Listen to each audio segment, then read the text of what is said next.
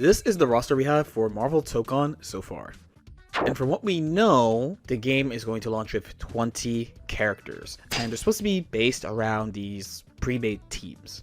Based on my time with the game, I think I could have a kind of unique angle on who they could actually add to this game, and it's specifically because it is not Marvel vs. Capcom, but a Marvel game by Arc System Works. Let me explain.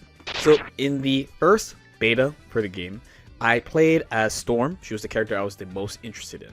And not only did I have a lot of fun playing her, but I noticed after a few hours of playing her that she really reminded me of a couple of characters I've gone up against and played in the past in older Arc System Works games. So I really felt like she had three core character concepts. So one would be classic Storm, like from Marvel vs. Capcom. Two would be Rachel from BlazBlue, and three would be Elizabeth from Persona. From Classic Storm, it's mostly the freedom of movement, especially since you can hold up to fly around the screen. And flying was a big part of Marvel vs. Capcom. From Rachel, specifically, it's her drive, which is the ability to control wind freely. And this also alters air momentum, which complements Storm. Her wind also affects her projectiles, tornado on the ground, and a snowball, hailball, whatever you want to call it, in the air. And finally, from Elizabeth, the combo part of riding a move using the wind. So Elizabeth does this with her Garudine special move, while Storm does it with a tornado, and it actually pairs really well with this wind mechanic. And when I thought about this more too, the other characters had inspiration from past Arc System Works characters as well. This isn't like a rare thing in fighting games. We talk about archetypes all the time in fighting games, like Shotos and charge characters and grapplers, to name a few. But I do think the existence of the unique button does help us narrow down what characters could and maybe couldn't, without them kind of stretching it, be added to this game. So what do I mean? Let's take a simple example of a character that I think is a layup to be added to the game. So we could use Thor as an example. I think he would make a lot of sense if you think about the unique button as the baseline for how they do characters. So his baseline is lightning and thunder. This has been done plenty in fighting games over the years. Ways they could go would be things like upgrading the properties of lightning moves after hitting the opponent with them, like Kai's Shock State in GGST. Or another example would be having sigils that if the lightning passes through, they power up, like Kai in Guilty Gear Xrd. Another way they could go is to follow Kanji from Persona and give him the ability to paralyze characters in some situations. Notably, for example, after landing a command grab, which causes paralysis, so I can't move at all besides system movement. As well as the ability to literally call down lightning bolts. So with this idea in mind, we can look at a couple of characters in the existing cast and see how that's applied first, and then later we can look at a couple characters that I think would make a lot of sense using this type of idea. So first off, Miss Marvel, and she has the unique ability to stretch her limb and fly at you, and while I think it's fair to say this is reminiscent of Hazama, I actually think it's more of a direct call out to Marvel vs. Capcom with Spencer than anything else, especially when you consider how she can cancel her movement with another movement tool. Captain America's unique ability is throwing his shield and ricocheting it, and surprisingly enough, this reminds me of Lychee from BlazBlue. So being able to ricochet your projectile and use your simple projectile, especially in strong, overbearing ways. He combines his trickiness with a bunch of standard character elements like a Shoryuken, what you would expect from like a Shoto. Dr. Doom's special ability is the mirror he can create that reflects projectiles, and his unique step dash. These two are very Guilty Gear-esque tools. The projectile reflection reminds me of classic Jacko, but you can go even further and think about Dragon Ball FighterZ Broly, because these characters both have projectile barriers that absorb projectile attacks. And then for the step dash, it would have to be Slayer, especially in that it can go through people. Ghost Rider is one of the two more recent characters that were playable, and he has a big range with his chains that is pretty reminiscent of a character like Axel in Guilty Gear, but he also has a mechanic where he can power up special moves by using them. If he uses them too much, he will incur an overheat and get a penalty.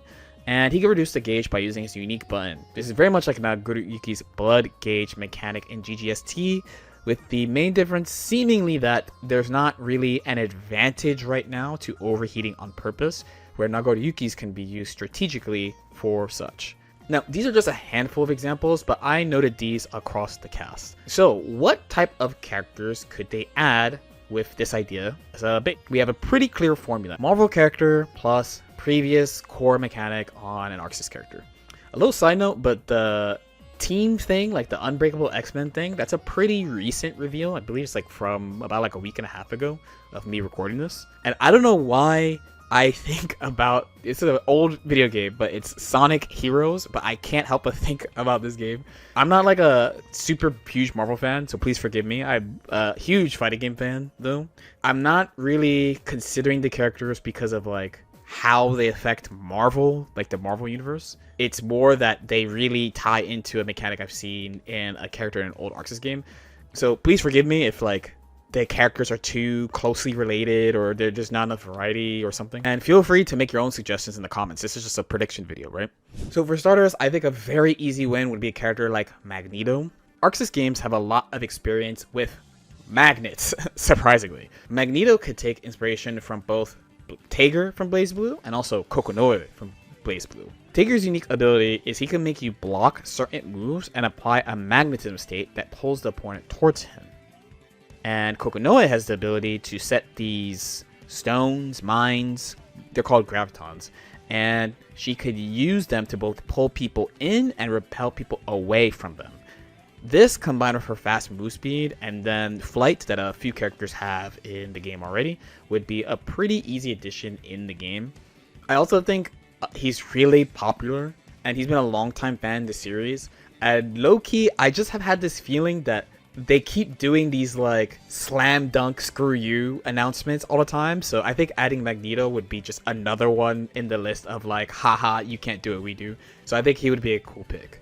I think another good option would be a character like Phoenix. So she's a pretty polarizing character. She's in Marvel vs. Capcom 3 also. And in that game, she had the lowest HP in the game. But if she died with full meter, so 5 bars, she would transform into Dark Phoenix, an extremely powerful and game-deciding character. To me, this is similar to a mode change character, an extreme version for sure, but basically that. And there's a few characters that Arc System Works could take inspiration from to do this. So the big thing is that the character starts in one mode and switches to another. Sometimes they go back and forth. Sometimes the goal is to spend a lot of time in one mode. So there's Aegis in Persona, who has Orgia mode, where she switches back and forth. And the Orgia mode gives her more mobility and strong mix-ups. And this is pretty textbook for Marvel also. And BlazBlue has Izue. So she's a little bit more like a Shoto in her normal mode compared to Aegis. But when she switches mode, she gets a hover dash, multiple air options, a teleport, and again, strong mix-up options. Finally, that last extreme of, oh, you really want to try to spend a lot of time in one mode and not the other, would be like Abba in GGST.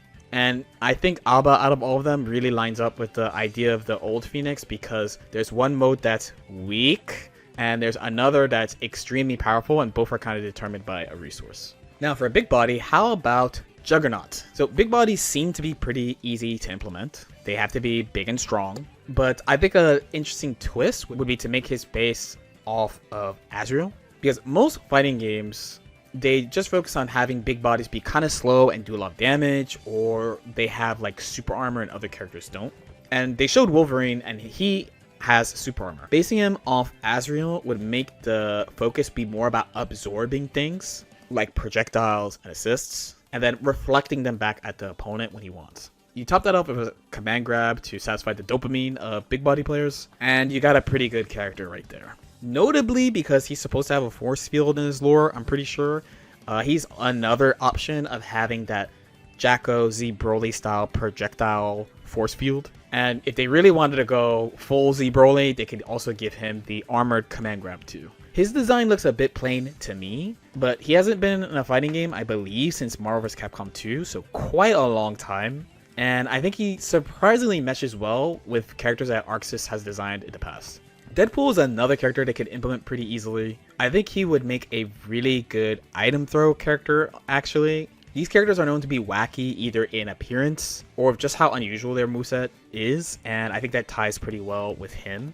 The item throw archetype, well, they throw items either randomly or based off a preset list. With these two core ideas behind the archetype, I think it just meshes really well with what I've seen from him in various other games. There are a couple of characters that would fit like the long limb or transforming limb type character, but I think a character like Medusa maybe might fit in this. This is a character that fights with her hair specifically, which would make basing her off Milia like the easiest layup of all time, especially in this graphics engine. So fights with your hair reads really simple, but there's actually a lot of stuff that can be done with this. And the main type of thing with this type of character is that they might have moves you wouldn't expect from someone who seems so normal or doesn't seem to have like a different, unique physical build.